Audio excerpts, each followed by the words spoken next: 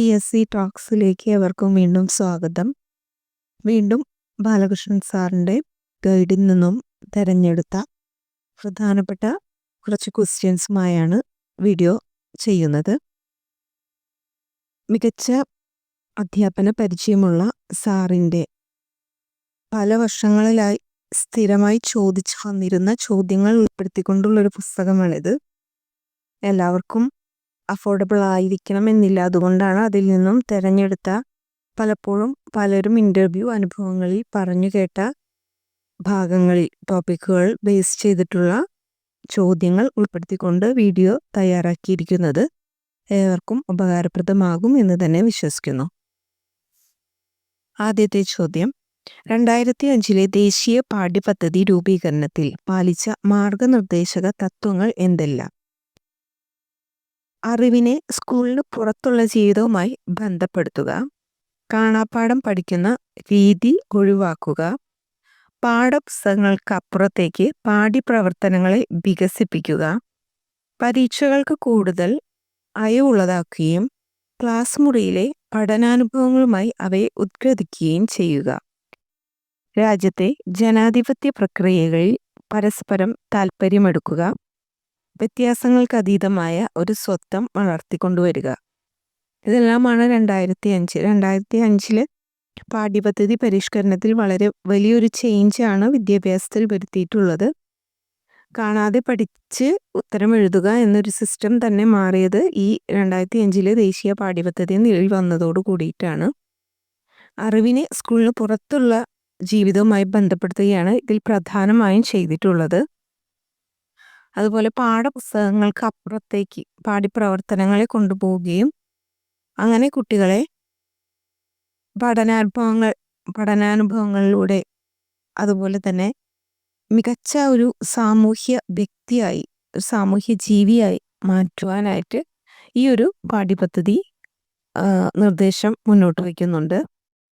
പരീക്ഷകൾ ഉള്ള പരീക്ഷകളെ എല്ലാം തന്നെ അയവുള്ളതാക്കുകയും ക്ലാസ് മുറിയിലെ പഠനാനുഭവങ്ങളാക്കി അവയെ ഉദ്ഗ്രഥിക്കുക. അതായത് എക്സാം എന്ന് പറയുന്നത് ക്ലാസ് മുറിയിൽ ഉണ്ടാകുന്ന ഒരു അനുഭവം തന്നെ ആക്കി മാറ്റുക. മുഴുവനായും പഠിച്ചു വന്നത് എഴുതി പേപ്പറിൽ എഴുതി അധ്യാപകർക്ക് നൽകുന്ന ഒരു പ്രോസസ്സ്, ആ ഒരു മെത്തേഡ് മാറ്റുക എന്നെല്ലാം ഈ ഒരു 2005 ദേശീയ പാഠ്യപദ്ധതി മാറ്റം കൊണ്ടുവന്ന ഏരിയകളാണ്. അടുത്തത്, പലപ്പോഴും ക്ലാസ് മുറികളിൽ കുട്ടികളുടെ ശബ്ദം കേൾക്കാറില്ല. അവരുടെ അനുഭവങ്ങൾക്ക് സ്ഥാനമില്ല. എപ്പോഴും ടീച്ചറുടെ ശബ്ദം മാത്രമാണ് കേൾക്കുന്നത്. ഇത് മാറണം. ഏത് പ്രാമാണിക രേഖയിൽ നിന്നാണ് ഈ മേൽ പറഞ്ഞ വാചകം വരുന്നത്? തീർച്ചയായും ദേശീയ പാഠ്യപദ്ധതി ചട്ടക്കൂട് 2005 പറഞ്ഞിട്ടുള്ള ഒരു വാചകമാണിത്. ടീച്ചറുടെ ശബ്ദത്തേക്കാൾ കുട്ടികളുടെ ശബ്ദം ഉയർന്നു കേൾക്കാനുള്ളൊരു അവസരം ഉണ്ടാക്കി കൊടുക്കുകയാണ് 2005 ദേശീയ പാഠ്യപദ്ധതി ചെയ്തിട്ടുള്ളത്.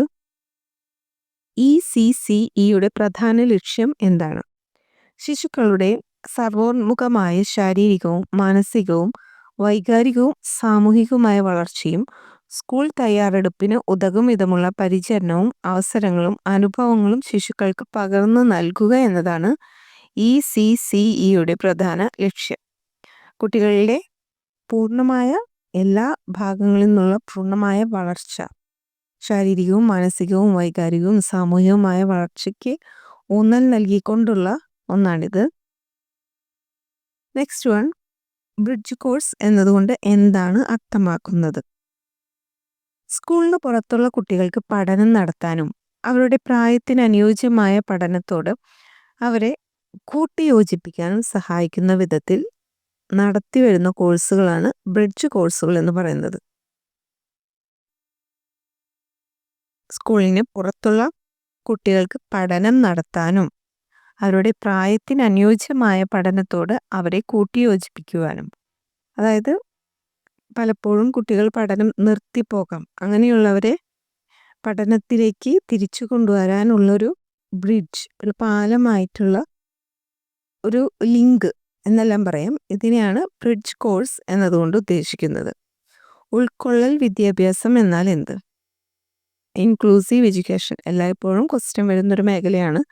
എല്ലാ സ്കൂളുകളിലും വിദ്യാഭ്യാസ വ്യവസ്ഥയിൽ ആകെ തന്നെയും എല്ലാവരെയും, പ്രത്യേകിച്ച് വൈകല്യമുള്ള കുട്ടികളെയും പ്രത്യേക പരിഗണന ആവശ്യമുള്ള കുട്ടികളെയും ആരെയും പുറന്തള്ളാതെ സ്കൂളിനകത്തും പുറത്തുമുള്ള എല്ലാ ജീവിത മണ്ഡലങ്ങളിലും എല്ലാ കുട്ടികളുടെയും പങ്കാളിത്തം ഉറപ്പുവരുത്തുന്ന രീതിയാണ് ഉൾക്കൊള്ളൽ രീതി.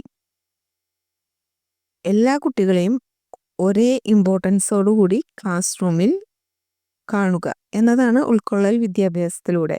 എല്ലാവരെയും സ്കൂളിലേക്ക് ഉൾക്കൊള്ളാൻ കഴിയണം. ഏതെങ്കിലും തരത്തിലുള്ള വൈകല്യമുള്ള കുട്ടികളായാലോ ബുദ്ധിപരമായ എന്തെങ്കിലും പ്രശ്നങ്ങളുള്ള കുട്ടികളാണെങ്കിലും അധ്യാപകരും കുട്ടികളും അവരെ അവരോടൊപ്പമുള്ള ഒരാളായി കണക്കാക്കുകയും അങ്ങനെ ആ കുട്ടികൾക്ക് എല്ലാ കുട്ടികളെയും പോലെ പഠിക്കാനുള്ളൊരു അന്തരീക്ഷം ലഭ്യമാക്കുകയും ചെയ്യുകയാണ് ഉൾക്കൊള്ളൽ വിദ്യാഭ്യാസത്തിലൂടെ ചെയ്യുന്നത്. 10-12 ക്ലാസ്സുകളിലെ അവസാനം നടത്തുന്ന പരീക്ഷകളെ പാഠപുസ്തകത്തെ മാത്രം ആശ്രയിച്ച് നടത്തുന്ന ക്വിസ് എന്ന തമാശ രൂപേണ വിശേഷിപ്പിച്ചത് ആരാണ്?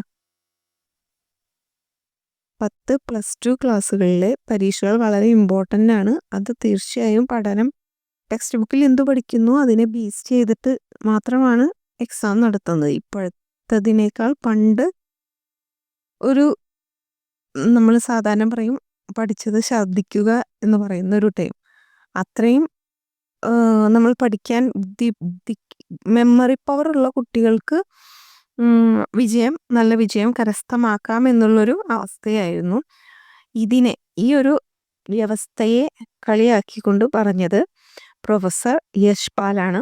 യശ്പാൽ കമ്മിറ്റി റിപ്പോർട്ടിൽ ഇദ്ദേഹം ഇതിനെക്കുറിച്ചെല്ലാം പറയുന്നുണ്ട്. 1993 യശ്പാൽ കമ്മിറ്റി റിപ്പോർട്ട് തയ്യാറായിട്ടുള്ളത്. GER എന്നാൽ എന്ത്? GER gross enrolment ratio.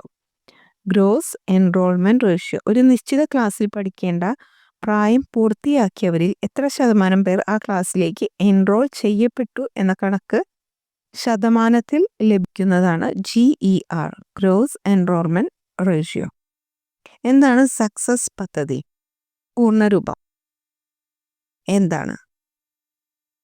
Success പദ്ധതി എന്നത് കുട്ടികളുടെ പ്രവേശനം വർദ്ധിപ്പിക്കുക, അതുപോലെ തന്നെ കൊഴിഞ്ഞുപോക്ക്, കുട്ടികളുടെ ക്ലാസ്സിൽ നിന്ന് പഠനം മതിയാക്കി കൊഴിഞ്ഞുപോക്ക് തടയൽ, വിവിധ തരത്തിലുള്ള വിടവുകൾ നികത്തൽ എന്നിവയിലൂടെ സെക്കൻഡറി സ്കൂൾ പഠനം നിലനിർത്തുക. സെക്കൻഡറി സ്കൂൾ പഠനം കഴിയുന്നത് വരെ കുട്ടികളെ സ്കൂളിൽ നിലനിർത്താനുള്ളൊരു പദ്ധതിയാണ് സക്സസ് പദ്ധതി. ഇതിൻ്റെ full form scheme for universal access and quality at the secondary stage. Scheme for universal access and quality at the secondary stage. NIOS ൻ്റെ പൂർണ്ണരൂപം national institute of open schooling.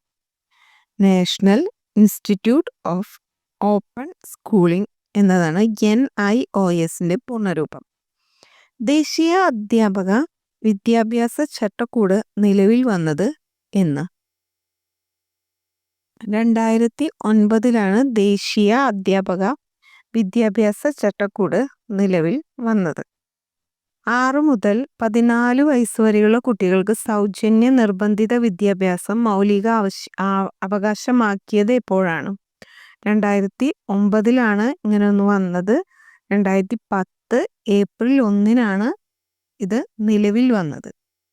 അതായത് എല്ലാവരും അംഗീകരിച്ചുകൊണ്ട് ആസ് എ റൂൾ അത് നിലവിൽ വന്നത് 2010 April 1. എന്താണ് mission mode project? MMP mission mode project. Computer സൗകര്യം ലഭ്യമല്ലാത്ത സെക്കൻഡറി സ്കൂളുകളിൽ അവ ലഭ്യമാക്കുന്നതിനുള്ള സർക്കാർ സംരംഭമാണ് mission mode project. Mission mode project എന്ന് പറയുന്നത് കമ്പ്യൂട്ടർ സൗകര്യം ലഭ്യമല്ലാത്ത സെക്കൻഡറി, ഹയർ സെക്കൻഡറി സെക്ഷനല്ല, സെക്കൻഡറി, അതായത് നമ്മുടെ 8, 9, 10 അവിടെയെല്ലാം കമ്പ്യൂട്ടർ ലഭ്യമാക്കുന്നതിനുള്ളൊരു സംരംഭമാണ്. സർവരും പഠിക്കുക, സർവരും വളരുക ഏത് സംരംഭത്തിൻ്റെ സന്ദേശവാക്യമാണ്? സർവശിക്ഷ അഭിയാൻ. രാഷ്ട്രീയ ആവിഷ്കാർ അഭിയാൻ എന്ന കേന്ദ്ര സർക്കാർ സംരംഭം ഏത് മേഖലയിൽ ശ്രദ്ധ കേന്ദ്രീകരിച്ചിരിക്കുന്നു? ശാസ്ത്ര മേഖലയിൽ ശ്രദ്ധ കേന്ദ്രീകരിച്ചിരിക്കുന്ന പദ്ധതിയാണ് രാഷ്ട്രീയ ആവിഷ്കാർ അഭിയാൻ. തുടർന്നും കുറച്ച് ക്വസ്റ്റ്യൻസ് ഇതിൽ ഉൾപ്പെടുത്തിയിട്ടുണ്ട്. അത് അടുത്ത വീഡിയോയിൽ ചെയ്യാം. നിങ്ങൾക്ക് ഏവർക്കും ഉപകാരപ്രദമാകും ഈ വീഡിയോ എന്ന് കരുതുന്നു. നന്ദി.